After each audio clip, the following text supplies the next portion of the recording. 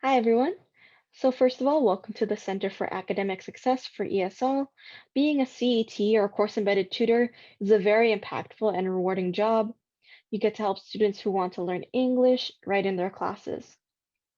So, one important task with being a CET is actually communicating with your instructor. So, communicating with your instructor is very important because it helps you catch up with on what's happening during the week, as well as plan on what you will do for the following weeks. So, it basically has you and the instructor collaborate and be on the same page with each other. Every professor is different, so be aware of that. Some professors know exactly what they need from you and specific tasks that they want you to do, while others are not always sure and would like guidance on what you can and can't do as a CET. And some may want you to do one thing, while another may want you to focus on something else. So it's important to get to know the instructor and establish this type of rapport with them, again, to be on the same page. Okay, so here's an example of the steps that I do before and after writing my email to my instructor. First, I would look at what week we're on in the syllabus to make sure I know what the students will be learning for the upcoming week. Okay, and we do this by looking at Canvas. Okay, so we're back on the homepage for my CET tutoring shell. So let's say we're on week 7 right now. So I would have to look, and then we have to plan for week 8. So this can differ depending on how specific the instructor syllabus is. Not every syllabus is the same, and sometimes there's changes to the syllabus, which is why it's important to check both the syllabus and the modules. So let's check the syllabus first. So for some, the syllabus is on a PDF and some is already on Canvas. So week 7, they're doing editing, and then week 8, they're doing grammar. So let's see if that matches up. Let's go back to the modules.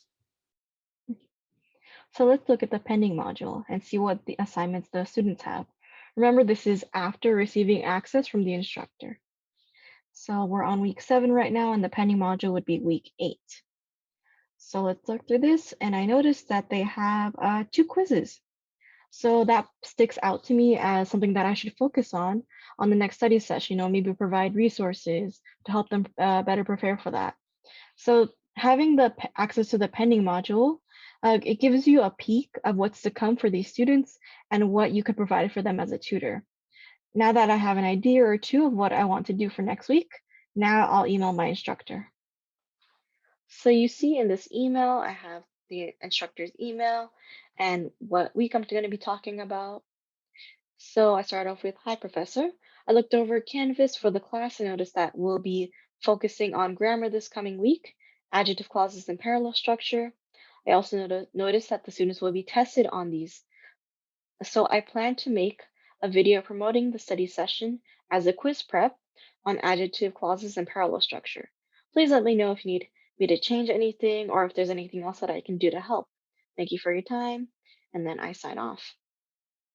So in this email, I brought up what I plan to talk about in the study session and what I plan to focus on.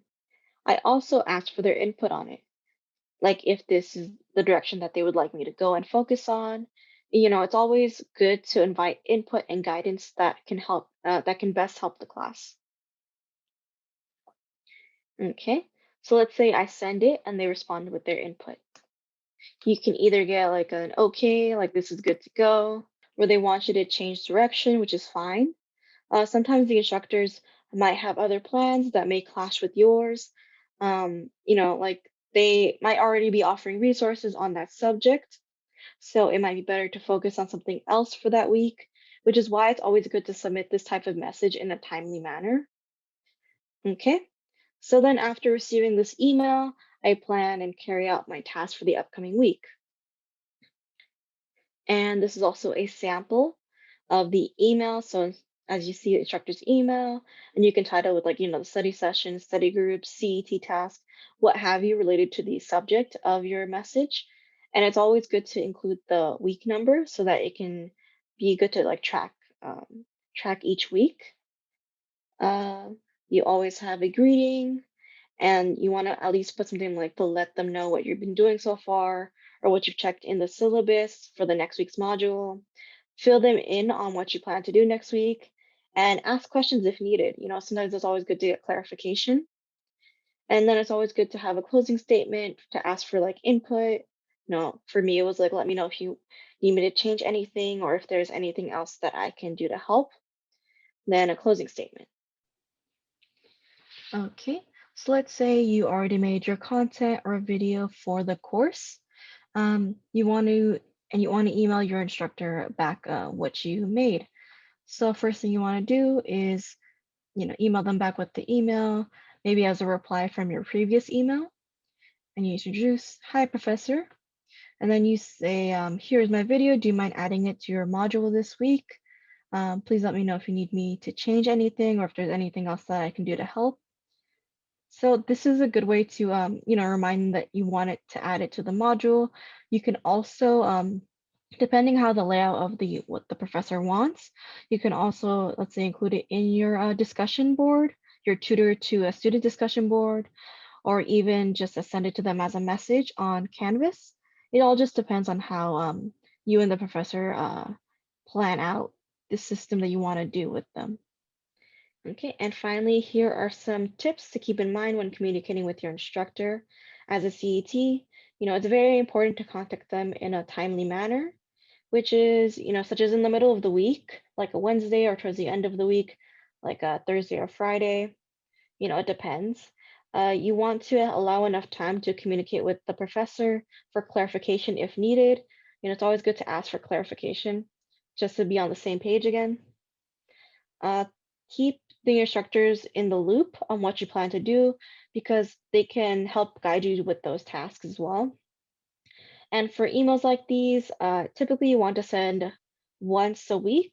Again, it depends on your instructor. It might be Zoom meetings instead of emails. Whatever works as long as you keep in contact with them and keep them in the loop of what you're doing. And also, it's good to share suggestions and ideas that can help you and the instructor be on the same boat. Again, this would depend on the instructor, but it helps them have a better understanding of what you can do as a CET in their class. So I hope this was helpful on how to communicate with your instructors as a CET. I'm sure you'll do great, okay? Good luck. Bye.